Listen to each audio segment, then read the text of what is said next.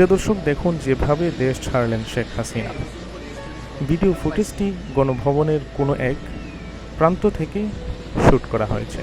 সাথে ছিলেন ওনার বোন শেখ রেহানা। হেলিকপ্টারটি ভারতের উদ্দেশ্যে রওনা হয়। বলতেই হয়, কারো ক্ষমতা চিরস্থায়ী নয়। অন্যায় যতই প্রখর হয়ে যাক, তার পতন নিশ্চিত।